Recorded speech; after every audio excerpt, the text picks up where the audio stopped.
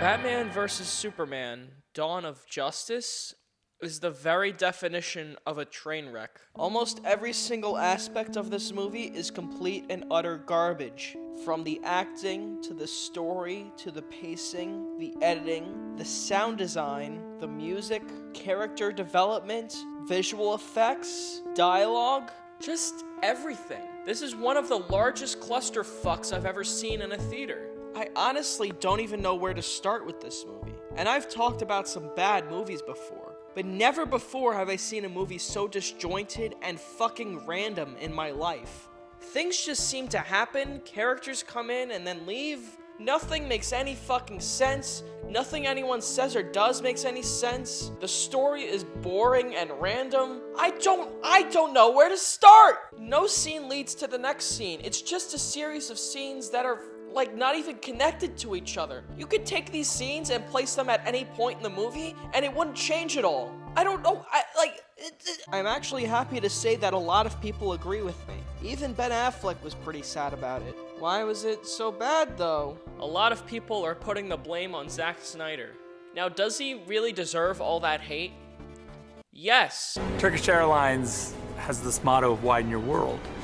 And the interesting thing, and the way that that's played incredibly well into what we've done as a film, is that we've literally widened the world by creating these two mythical cities of Gotham and Metropolis. And instead of making a fun summer movie, or even do what he was trying to do, which is make a smart political thing about what it would be like if Superman and Batman existed in the real world, except they don't because this isn't the real world, it's comic book world where Doomsday comes in. So if you're gonna make a movie about if Superman was really around, then why would Jon Stewart be on TV? A lot of people are also blaming the studio, which I blame as well. But I mean, was it their fault that this scene is in the movie? I don't know how to lose. You'll learn. I'll learn. I don't hate the sinner. I hate the sin. The movie didn't even make $1 billion. And that's what they wanted it to make. It was a critical and financial failure, and it absolutely deserved it. Disney is paying off critics to hate the film. Disney didn't pay me off. No one pays me anything, including YouTube. So let me tell you, this movie is shit. Apparently there was also a big hoopla. Apparently there was a big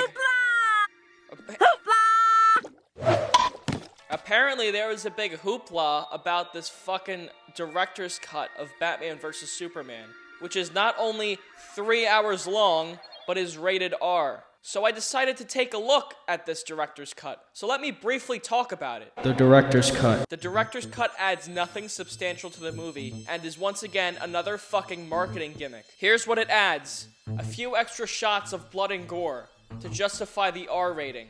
You see a pile of burnt corpses. You see Ben Affleck's ass for a second while taking a shower. And there's this whole subplot that can prove Superman is innocent of some kind of crime which happened in the main story that Amy Adams, Lois Lane, is trying to solve, which is so fucking boring, I don't even know what's going on in it. I mean, this poor woman, she thought she was gonna have a major role in this film, and they pretty much cut her out entirely.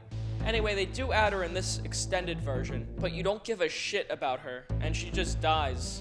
So, that's it. The only thing substantial that they added to this director's cut was this scene, which is very out of place.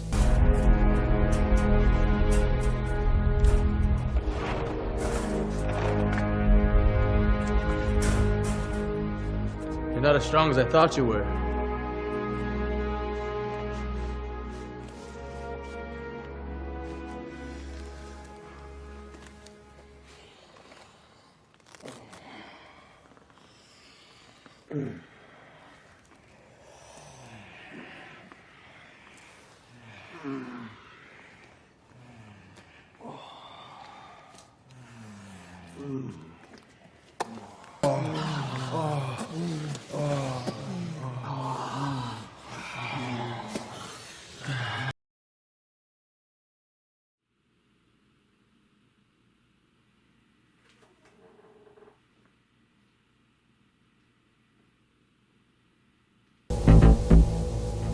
Nothing anyone does makes any sense.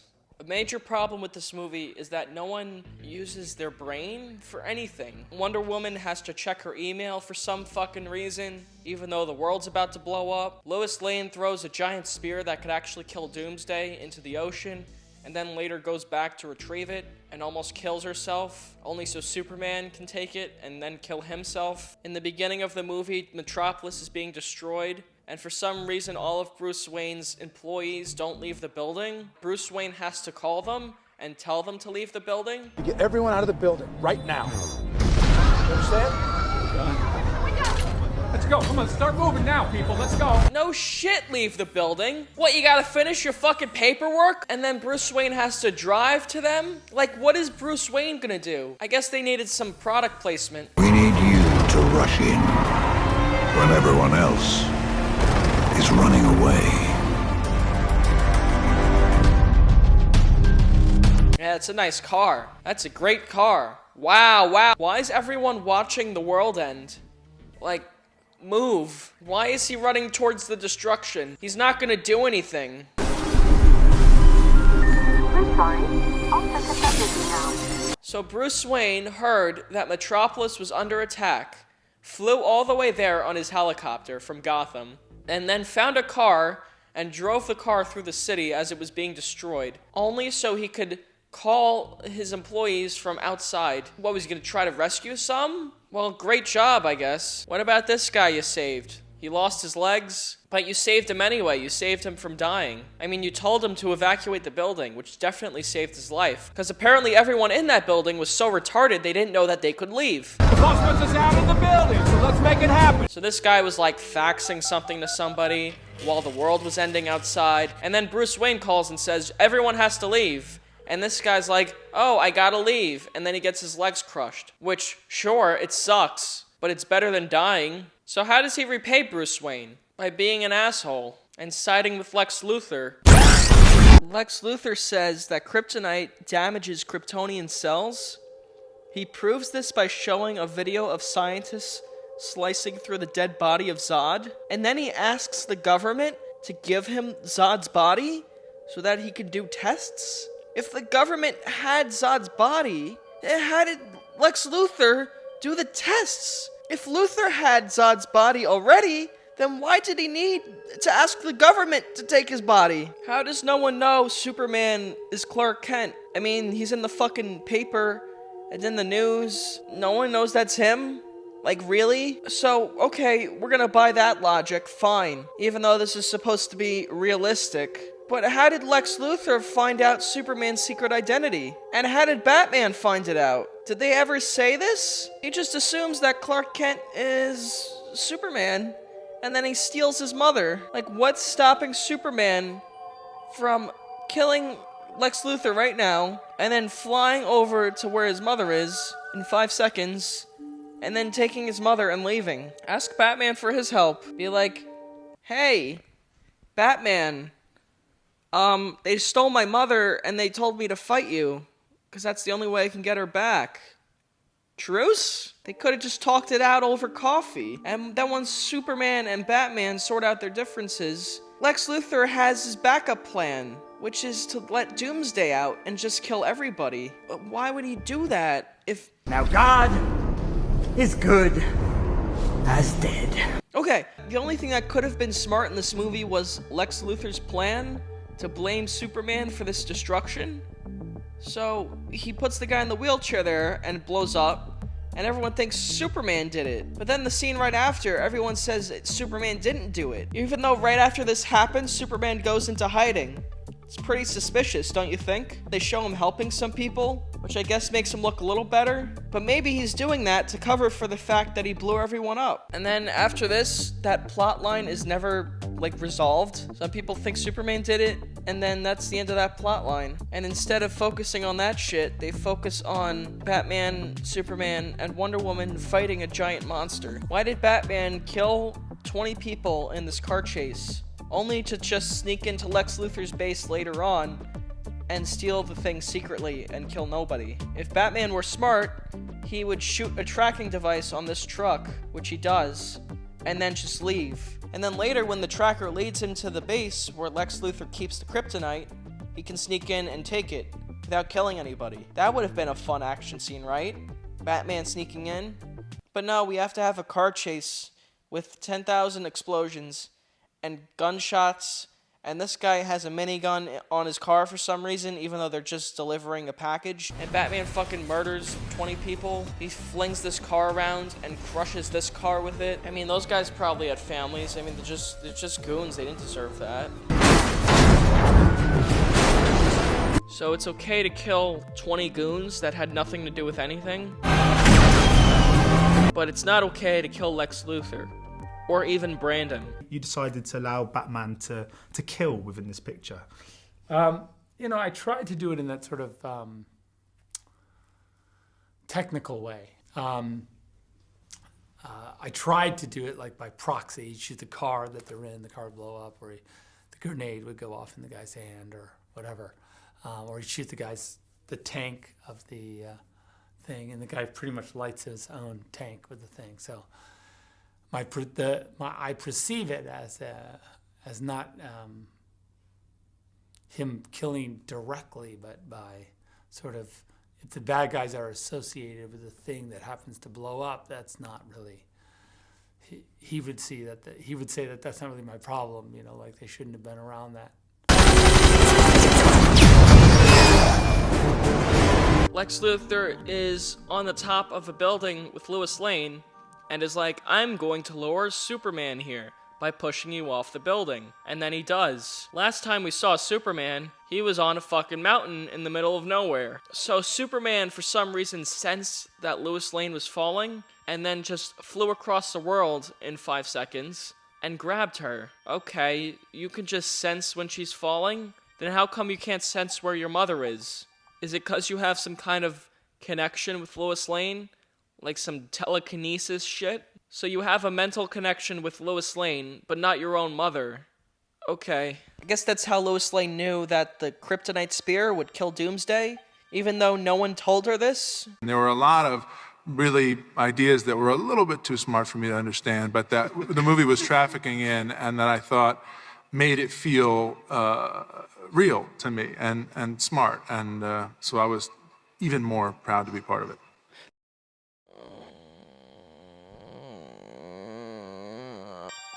Product placement. Okay, this has kind of become a meme at this point, not only with all the dumb Turkish Airlines shit. The presence of Turkish Airlines really makes me feel like these things are actually happening. Turkish Airlines. But there's also just all this dumb news footage in this movie. Like, they cut to CNN, and they cut to Jon Stewart, and they cut to Neil deGrasse Tyson talking on a show. And I know this isn't technically product placement. It is product placement, kind of, for the news stations. But why is this shit in the movie? It doesn't do anything. I want to thank our producer and director. No, wait a second. I don't even want to suggest what might be. Just take a knee. Lining up as if... Wow, that was really important. Like, these scenes serve no purpose other than to just be like, hey, look, it's Neil deGrasse Tyson. But it makes the movie feel as if it's set in the world we live in. The real world. But this isn't the real world. It's a comic book world where aliens exist and there's fucking giant monsters and people are dumb. Well, I guess people are dumb here too, but more dumb. The movie was so boring, I stopped paying attention to the actual story and just focused on finding product placement. If you do product placement right, or it doesn't distract from the story, then it's fine. I mean, I understand how movies work. Movies are expensive to make. But the product placement in this movie is so obnoxious and terrible. The thing that got me excited about Turkish Airlines was their global reach, you know, and that they're a global brand and that they could bring to our project this awareness, and they represent a certain quality of product that is really at a high level. And I think that the relationship with Turkish Airlines, that's really exciting for us.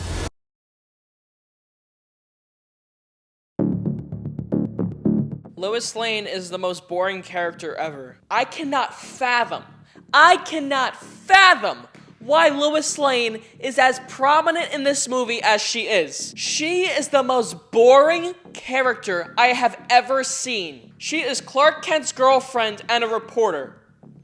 That's it. You can give her some dialogue, you can give her some nice scenes, she could be an anchor for Superman, she can emotionally support Superman, and be there for him when he needs her, but she should not be a major character in the movie, especially if you're not going to give her anything interesting to do. For some reason in this movie, she is sent to fucking Afghanistan or Iraq or something, but for some reason she has to go with an undercover spy named Jimmy Olsen, who's apparently from a comic book or something, I don't care, to meet with ISIS, basically, even though she's just a reporter. Like, why is she there? And of course, this moron puts a tracker in his camera. What moron puts a tracker in his camera? I would put the tracker in my ass. Not even joking. That's where I'd put it. No one's gonna look in my ass. If I were a terrorist organization and I let in some dumb bitch and her lackey, the first place I would check is their fucking cameras. Thank God Superman is there to save her, though. Of course, he doesn't save this guy or any of these people, but he's there to save Lois Lane. Hey, does anyone think it's odd how the only person Superman rescues is Lois Lane? Hey, and that guy Clark Kent kind of looks like Superman, and he's dating Lois Lane. Then we have to have an emotional... Do these two people know what emotions are? So they have to have this emotional scene, and the scene is so uninteresting, they have to throw Amy Adams in a bathtub just so that we pay attention to what's happening. That's literally the only reason she's in a bathtub, because nothing they're saying is interesting. Why not just have a scene of them talking at dinner? We never see them go out with each other. We never see them have fun with each other. We never see them connect on an emotional level. This is the only scene where they could have possibly developed their characters, and instead of giving them something funny or interesting to do, they just go, let's throw Amy Adams in a bathtub. Have Henry Cavill take his shirt off so that the women can be interested in this scene too. They held hearings about what happened.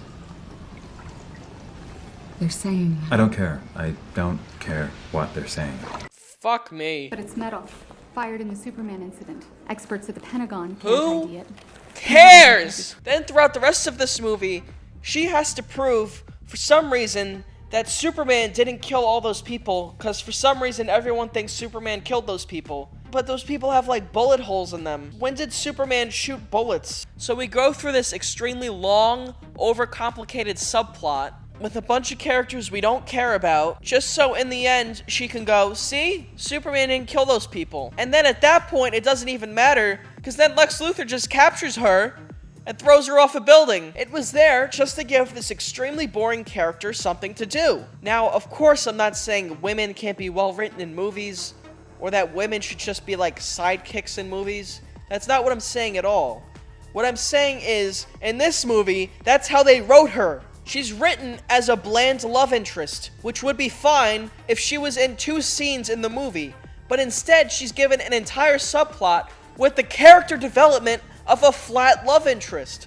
So we don't give a fuck about her. The metal was developed by a private company. What company? LexCorp. Lex Luthor. Oh yeah, really interesting. Really interesting. The bullet. Yeah. Really interesting. So, what we're going to do with this information is you're going to say Superman was innocent because this bullet, which I recovered from a book that happened to be laying down on the ground when the guys came in and started shooting everybody, this is Lex Luthor's bullet. See? So Superman didn't do anything. And she's going to take this information and tell Lex Luthor, and then she's just going to go, you're crazy. And then Lex Luthor's going to throw her off a building. And that's that subplot. Superman is the second most boring character ever. Superman sucks in this movie. All this time, I've been living my life the way my father saw it. Righting wrongs for a ghost. Thinking I'm here to do good.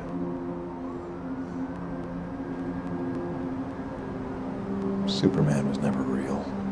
Half of it's cause he's a poorly written character, and half of it's cause Henry Cavill is an awful actor. Henry Cavill has the same smug face and everything. He's so boring, I can't even say anything funny about him. He just sucks. In the extended version, they try to add some scenes to give him a bit more character. Doesn't really help.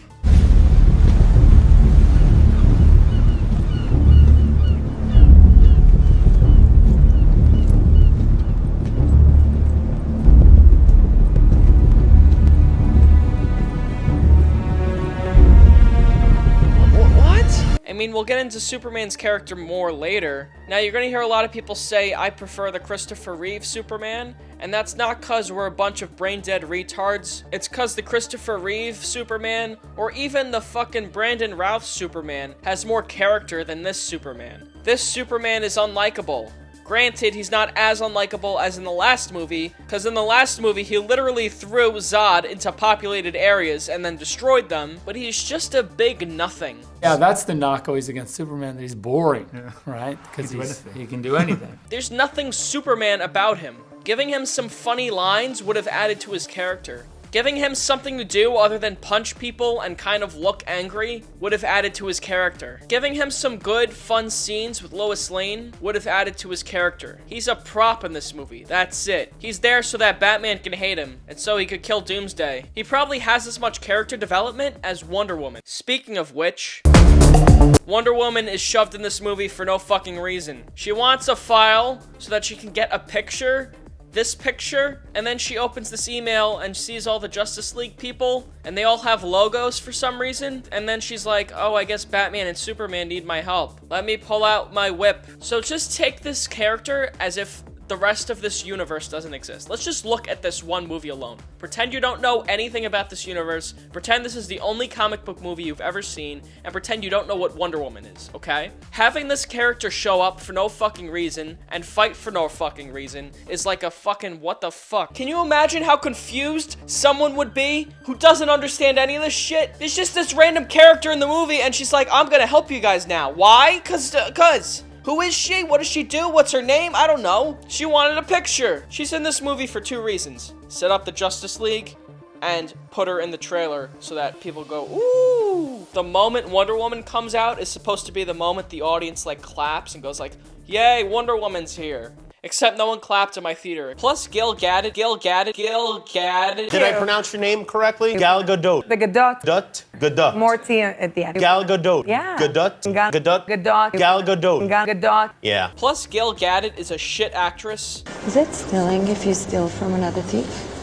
Man made a world where standing together is impossible. People are saying this movie's too smart for me. Wonder Woman shows up in this realistic movie for no reason with a magical whip. And I'm the dumb one.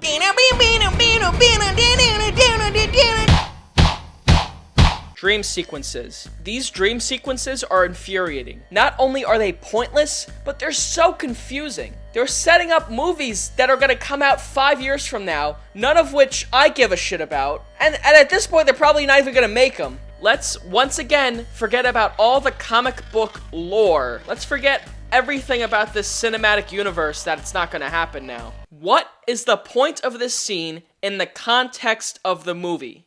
The only reason for this scene I can think of is to show that Batman is scared of Superman taking over the world. But the thing is, Batman, I would think, is a reasonable guy, and having a dream about Superman is not enough to make him go, I don't know. Let's kill Superman. He has another dream also about his dead parents. Does Batman really need all these dream sequences?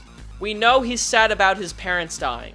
You set it up already. That's the opening scene of the movie. I get it. Then there's the people who are like, this is the Man-Bat cameo. Can you? Come on. These nerds who watch this movie, they don't even care if the movie has a plot that makes sense. They just want to see a bunch of comic book images. It's the Man-Bat. The Flash has come back in time, and it's gonna tell. They don't care if it makes sense, or if it even fits in the movie, or if it even fits the tone of this movie. They just want to see a bunch of shit from the comic books they like on the screen, just shat on there.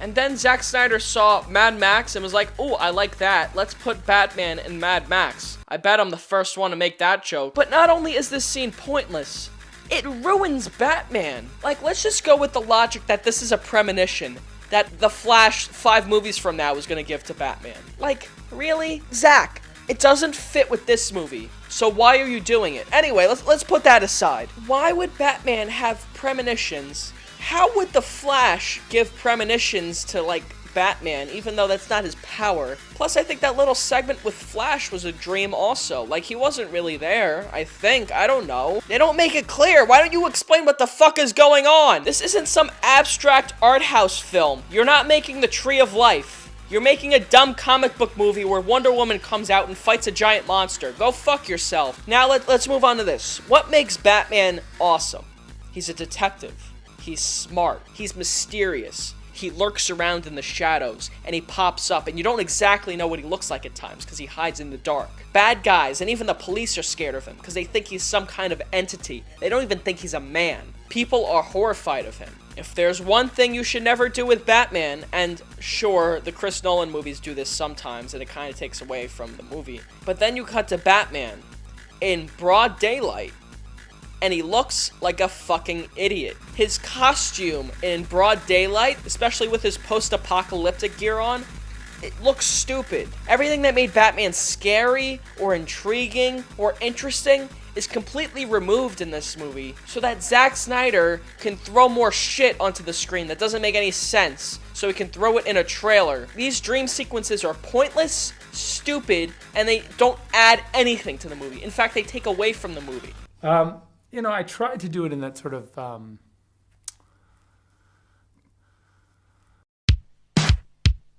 Lex Luthor and bad dialogue. These two kind of go hand in hand.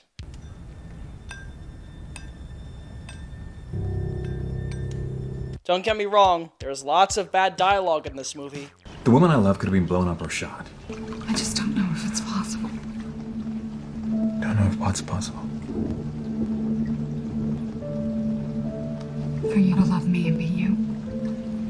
But all of the worst dialogue comes from this character in particular, portrayed by the wonderful Jesse Eisenberg. He's hungry. He's found us. And he's coming!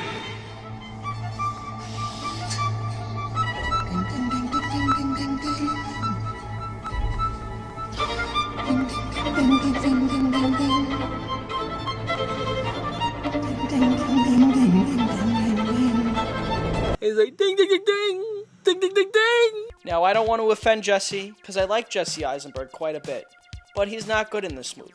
The thing is, I can't really do him justice without just showing clips of him. Ah, ahoy, ahoy! I did not know you were here. The red capes are coming. The red capes are coming. Black and blue. Fight night. That I was willing to finance a Kryptonian deterrent, but a certain junior senator from Kentucky decided to block it. Yes, the chair of the Committee on Superman is soft on security. God versus man. Day versus night. You know, Dad was born in East Germany. He grew up eating stale crackers. And every other Saturday, he had to march in a parade and wave flowers at tyrants. Boys! Bruce Wayne meets Clark Kent. I love it. I love bringing people together. How are we? You, my friend, have a date. Across the bay. You are going to be on the hot seat in there, Junebug. 2 years growing, but it did not take much to push him over, actually. Little red notes. Big bang, you let your family die! Do you know the oldest lie in America, Senator? Do you know the oldest lie in America, Senator? I don't know! I would not let them tell me! Write checks for Lex. Now, if you kill me, Martha dies. And if you fly away, Martha also dies. But if you kill the bat, Martha lives. A silver bullet to keep in reserve to use against the Kryptonians, so the day does not come, madame, when your children are waving daisies at a reviewing stand. Now the cameras are waiting at your ship for the world to see the holes in the holy. Yes, the Almighty comes clean about how dirty he is when it counts. Hi, hello, Lex, it is a pleasure. Ow! Wow, that is a good grip. You should not pick a fight with this person. Maybe one day Dad'll come back if I just keep everything the same. That is silly. Martha. This is by far the stupidest scene in the movie, and that really says something. This whole scene is schlock, and the Martha moment is the cherry on top. First of all, the fact that this movie is like 3 hours long, and the Batman v Superman part is toward the end and is only like 10 minutes long. It's kind of false advertising, but okay, I can let it go. They gotta set everything up. If only the setup wasn't fucking boring. Some people have defended this moment and this whole scene and this whole movie actually by saying people like me are stupid. There was more depth and subtext to the Martha moment than the complaints are willing to admit or recognize. And those complaints are still too simplistic and shallow a perception of what is, in fact, a complicated convergence of character arcs and narratives. It confuses and shocks Batman, and then the revelation of what's really being said shifts his perceptions to the point he now sees himself clearly for the first time in years. A singular moment, a revelation that turns a character's understanding and relationships on their head in a split second, is not a new concept, nor is this the first or most extreme example of such a thing in cinema. Okay, no. First of all, the whole exchange between these two characters should have occurred way before this fight started. Superman should have outright said, I don't want to fight you, Lex wants me to fight you, and if I don't fight you, he will kill my mother. Superman should have never even been in this situation, because he should be able to just find his mother in a few seconds, or even beat Batman down in a few seconds like he did right here. But the fact that Superman walks towards Batman and threatens him right from the start is stupid and arrogant on Superman's part. Then we get to Batman, who first of all would die in half a second if Superman actually wanted to fight him, but also is given no motivation to actually want to kill Superman. The whole movie has tried to give him a motivation to kill Superman. And that's where you've been tricked, ladies and gentlemen. You've been tricked into thinking Batman actually has a fucking reason for wanting to kill Superman. He doesn't. The first thing that can be used against Superman was the fact that he killed those people in the desert. As I said before, this doesn't make any sense, because there were bullet holes in these people. Even if the bodies were burnt, you'd still find bullet holes in them, and you'd also find bullet holes in the walls and bullet casings on the floor. Plus, everyone heard gunshots. Plus, Lois Lane is a witness. Plus, as far as the general public is concerned, these guys shot an American citizen undercover. So I honestly don't even think anyone would give a fuck if Superman actually killed them. So that doesn't work. The second thing that can be used against Superman is him blowing up the courtroom, which once again doesn't work because most people believe Superman had nothing to do with it. Superman has never caused an explosion like that. And even if he had, there would have been evidence that some kind of bomb was used to blow up the building, and not Superman. Also, there are tons of security cameras there, and they would have caught the moment where the bomb blew up, and seen that the explosion came from the wheelchair, and not Superman. Also, this explosion should have never happened, because Superman would have sensed there was a bomb in the building and stopped it somehow. Of course, that didn't happen, because according to this movie, Superman's powers only work when they feel like it. Speaking of security cameras, there would have also been security cameras in the subway when this woman was pushed in front of the train. One of the key witnesses that could prove Superman didn't kill these people. Even if there was no footage of her being pushed in front of the train, it would have been a little suspicious that one of the witnesses was killed on the same day the courthouse blew up. You think a detective as smart as Batman would have figured this out somehow? Without the whole Lois Lane subplot. You could also say that the only person who left the building before the explosion was Lex Luthor. That's a little suspicious. Batman couldn't figure this out because Batman, just like everyone else in this movie, is a moron. And instead of using his head and finding evidence to piece together what's really going on, he's going to run in with a giant robot suit and punch Superman because he's a fucking idiot. When I hear people say this is the best on-screen adaptation of Batman, I'm insulted. Batman is smart, observant. He's the best detective in the world. And he couldn't figure out this fairly simple plan. Meanwhile, this dumb reporter could. I like Ben Affleck, and I like him as Batman. But Batman is written as if he made every decision purely based on his gut instinct. Every decision he makes in this movie is an emotional one, and not one based on any kind of logic. The third thing that can be used against Superman is the fact that Batman had a dream about Superman destroying the planet, which is honestly the dumbest thing I've ever heard. You can't make a decision on whether or not you want to kill someone based on a dream you had.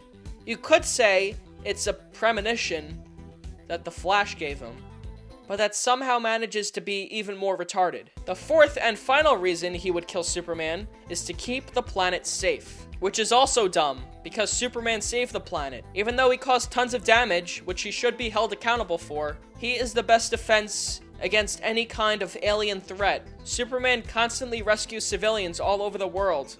and the news constantly reports on it. If Batman were to talk with him over coffee, this all could have been avoided. The real Batman would have lured Superman over to him somehow and had a conversation with him. And the real Superman would have been honest and decent and said, I have nothing to hide. I will protect everyone. I promise. And that would have been the end of it.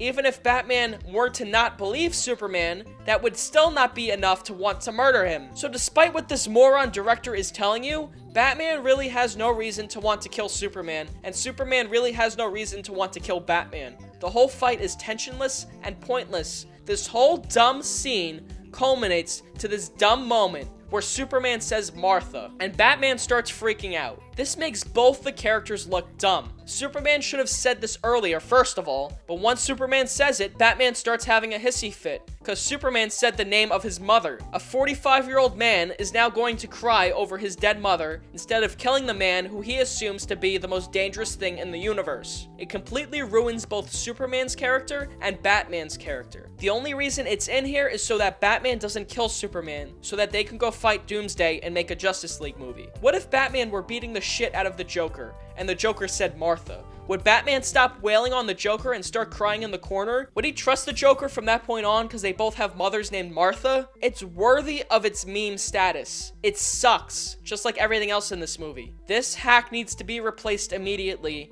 and I think you're better off canceling this whole cinematic universe and just let Ben Affleck make Batman movies. Do a Batman cinematic universe. That would be cool. So I may not know the future of the DC cinematic universe, but I do know this. Super